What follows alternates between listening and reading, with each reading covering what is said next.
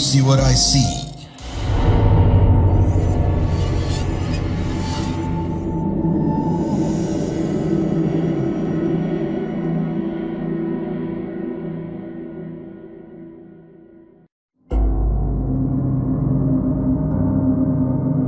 Do you see what I see? Exclusive on Spotify. Download Anchor untuk bikin podcastmu gratis.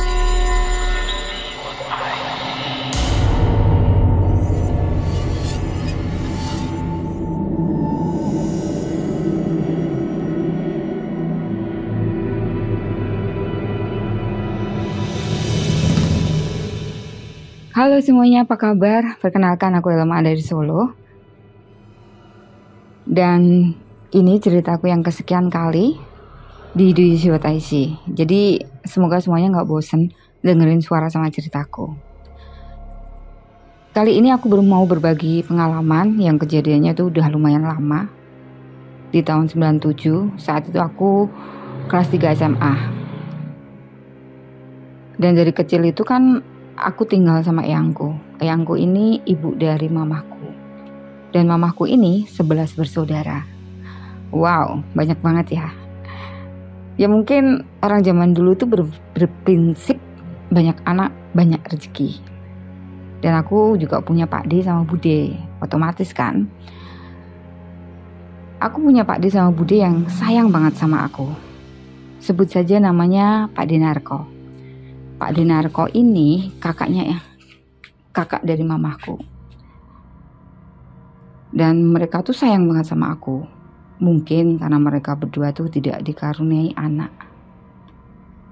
Pak D sama budeku ini dua-duanya kepala sekolah. Jadi karena mereka kepala sekolah ya sangat concern lah sama pendidikan ke para keponakannya. Jadi mereka berdua lah yang mengarahkan kami untuk sekolah di mana, ambil jurusan apa, dan gak segan-segan juga membiayai sekolah para keponakannya sampai lulus. Rumah Pak Dinarko ini ada di tengah-tengah kota. Namanya di tengah-tengah kota pasti deket banget sama jalan raya. Tepatnya di belakang sebuah dealer motor. Yang di samping dealer itu ada gang, jadi kita masuk gang dan di belakang dealer itu ya rumahnya Pak Dinarko ini. Bahkan tembok rumah sama dealernya Pak dealer ini nempel jadi satu. Tepatnya di pertigaan gitu. Dan satu-satunya rumah yang ada di situ memang rumahnya Pak Dinarko.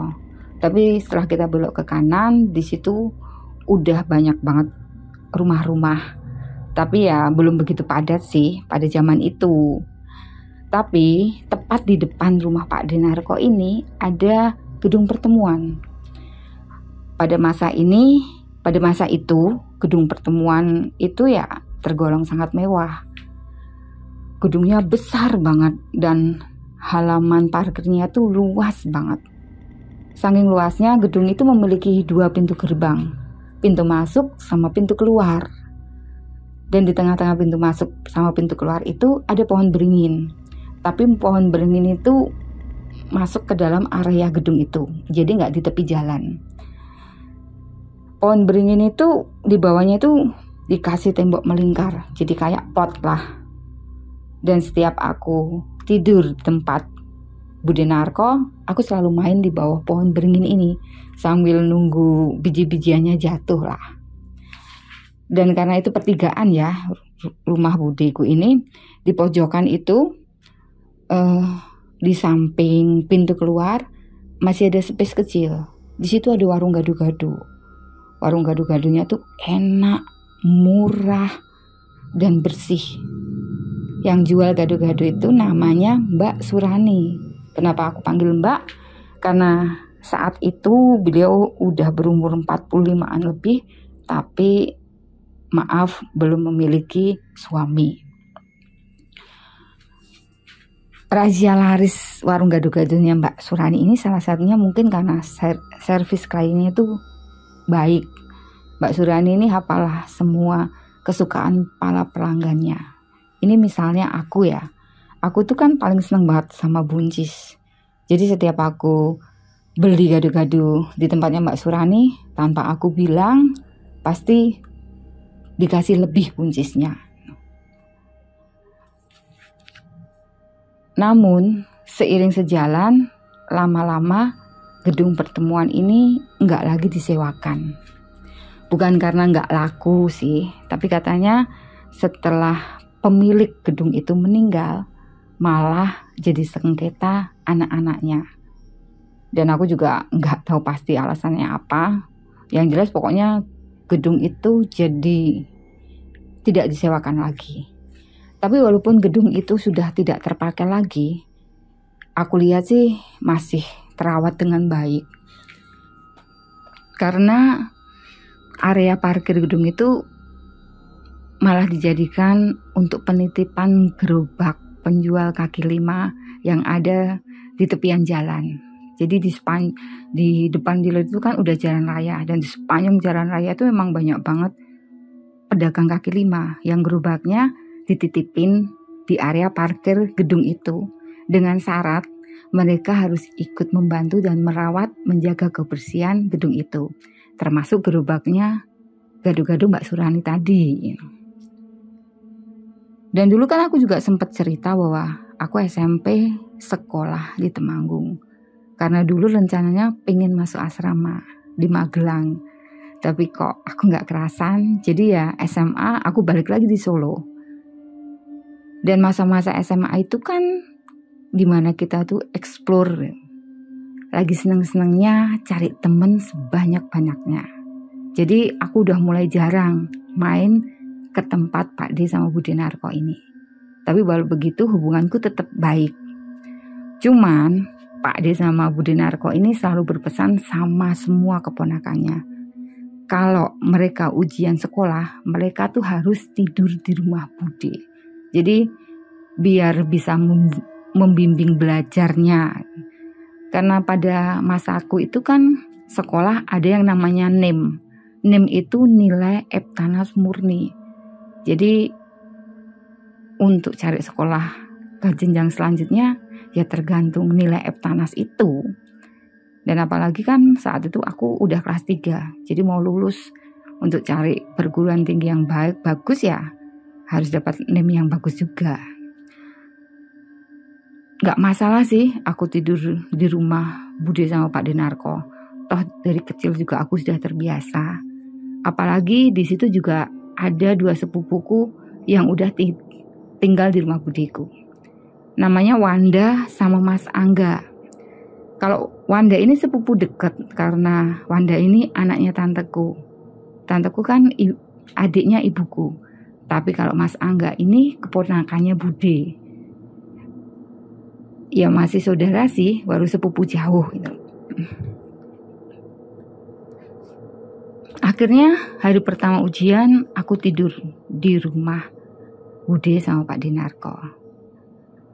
Bentuk rumah Pak D sama Bude ini letter L, jadi memanjang gitu. Pintu gerbangnya tingginya 3 meter dan itu full dari kayu jati. Jadi begitu kita buka gerbang, di situ tuh area parkir buat mobil sama motor. Rumah budeku ini 2 lantai. Jadi setelah kita mau belok ke kiri, di situ tuh memanjang dan di tengah-tengahnya itu ada halaman yang sepanjang rumah itu. Dan aku tidur di kamarnya Wanda di lantai 2 yang jendelanya itu tepat menghadap ke gedung pertemuan itu. Dan sebelum aku tidur, Bude Narko tuh sudah mengingatkan aku, jangan lupa untuk pasang alarm. Karena dulu belum ada HP, ya alarm itu pasti dari jam waker. Aku setel di jam 2 malam karena takutnya nanti kalau kesiangan ya mentok jam 3 aku terbangun lah. Dan tepat di jam 2 malam saat jam waker itu berbunyi, aku terbangun. Sebenarnya masih agak males sih, atau mungkin males banget. Tapi kok yang ngepasin aku pengen buang air kecil. Dan saat aku lihat di sampingku, Wanda tuh tertidur pules banget. Saat itu Wanda kan kelas 1 SMA. Dan setiap kelas 3 itu ujian, pasti kelas 1 sama kelas 2 libur. mau bangunin Wanda kok nggak tega. Toh aku juga udah sering lah tidur di rumah budiku. Ya jadi nggak masalah lah. Aku ke kamar mandi sendiri. Saat aku terbangun, sayup-sayup itu aku mendengar suara orang menyapu. Lumayan keras sih, karena sepertinya menyapunya pakai sapu lidi. Jadi suaranya itu srek, srek, srek. Ya jadi begitu aku mau beranjak menuju ke kamar mandi, aku buka sedikit tirai jendela dan aku intip, di situ benar ada orang yang menyapu. Yang menyapu itu posisinya menyamping. Dan dari samping aku bisa lihat kalau yang nyapu itu Mbak Surani. Oh ya udah. Akhirnya aku ke kamar mandi, buang air kecil, lalu menuju dapur, minum dan balik lagi ke kamar. Saat aku kembali ke kamar, suara orang menyapu tuh masih terdengar dengan jelas. Mungkin semakin jelas. Dalam hati sih aku sempat mikir, ngapain ya Mbak Surani malam-malam nyapu. Di situ aku baru ngeh, kan ini jam 2 malam. Padahal warung gado-gadonya Mbak Surani ini ya bukanya sekitar jam 9 atau jam 10 pagi. Ya karena aku tadi merasa yakin bahwa yang nyapu itu Mbak Surani, ya aku dengan pedenya tuh menuju ke jendela, menyibakkan tirai jendela. Rencanaku, aku tuh pengen manggil Mbak Surani, pengen menyapa lah, Mbak ngapain sih malam-malam nyapu gitu.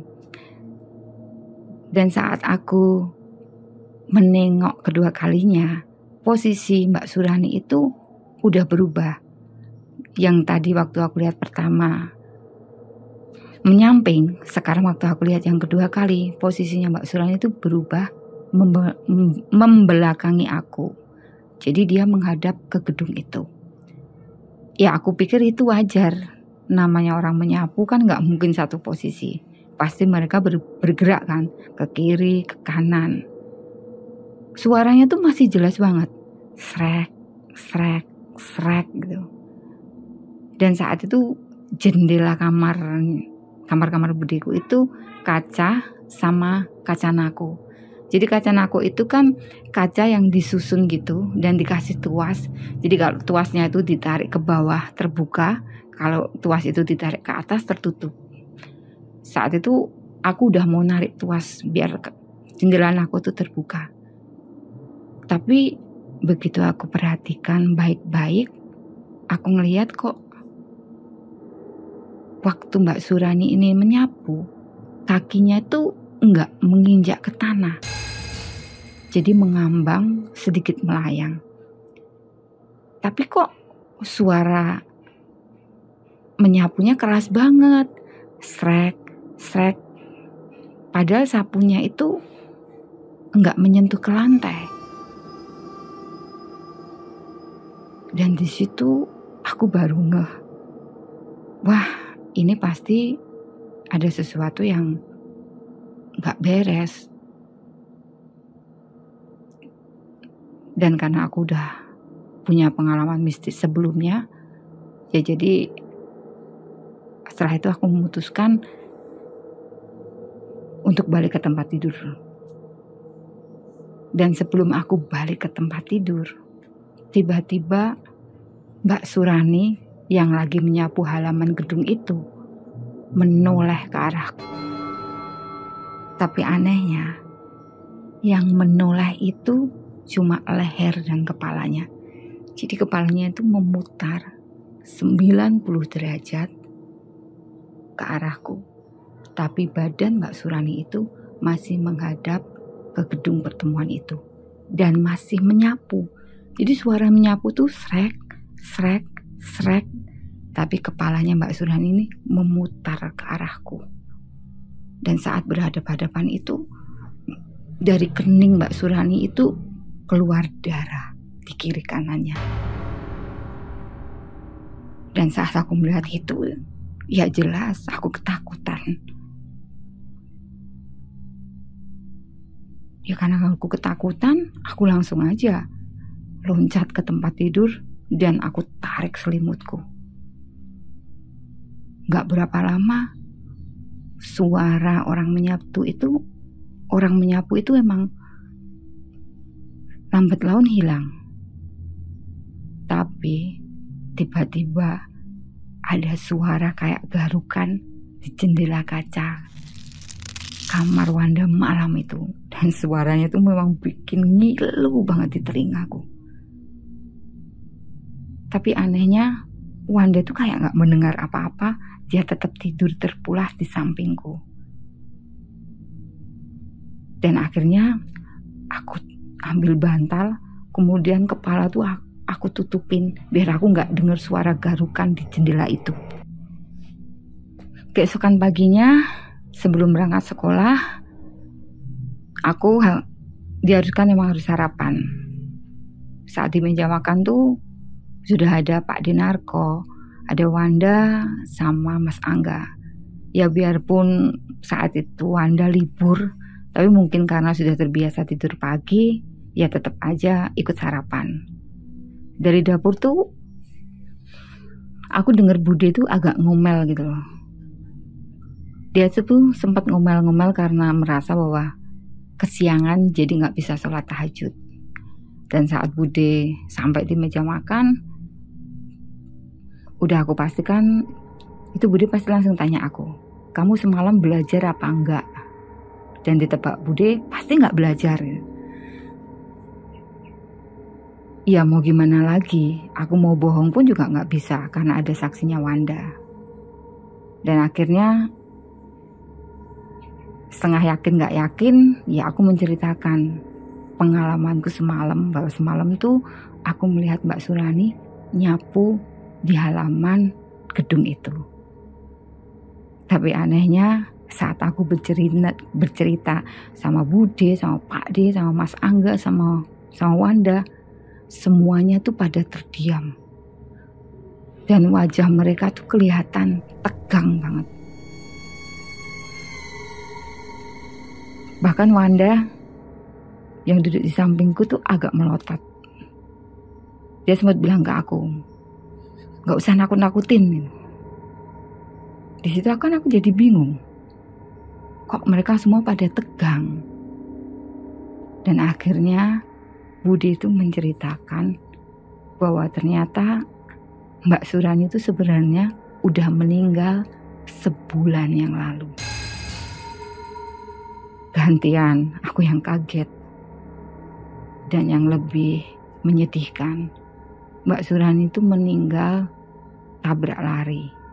Jadi sekitar jam 5:30 katanya ya, saat Mbak Surani itu menyapu halaman gedung itu, saat selesai dia memasukkan gerobaknya, ketika dia menyapu katanya dia ditabrak sampai terpental. Dan terpentalnya itu kepalanya itu mentok di tembok yang melingkar di bawah pohon beringin itu. Dan yang lebih tragis, Mbak Surani itu ditemukan sekitar jam 10:30 malam oleh para pedagang kaki lima saat memasukkan gerobak mereka di area parkir gedung itu. Dan ketika ditemukan, memang Mbak Surani sudah dalam keadaan meninggal. Tapi badannya tuh katanya masih hangat. Jadi belum lama meninggal lah. Mungkin kata orang-orang tuh waktu Mbak Surani itu tertabrak dan terpental di bawah pohon beringin itu, sebenarnya Mbak Surani itu masih hidup. Tapi karena tidak ada yang menolong, mungkin kehabisan darah, hingga akhirnya Mbak Surani itu meninggal.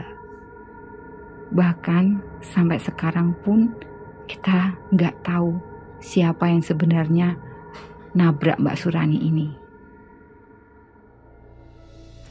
Jadi ya menurutku mungkin Mbak Surani itu mau pamitan lah sama aku, karena memang hubunganku sama Mbak Surani ini lumayan dekat. Ya jadi ya yang terbaik buat kita untuk mengingat sahabat atau teman kita yang meninggal, adalah mengirimkan doa. Jadi sekali lagi semoga Mbak Surani tenang di sisi Tuhan dan diterima semua amal kebaikannya. Dan inilah ceritaku. Terima kasih sudah mendengarkannya dan Assalamualaikum warahmatullahi wabarakatuh.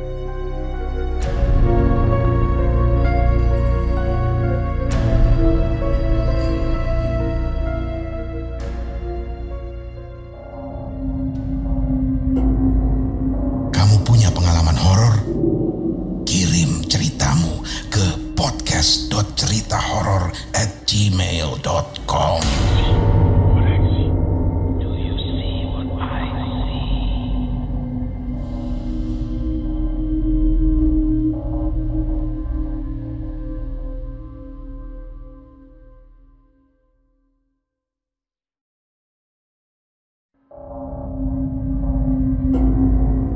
Kamu punya pengalaman horor?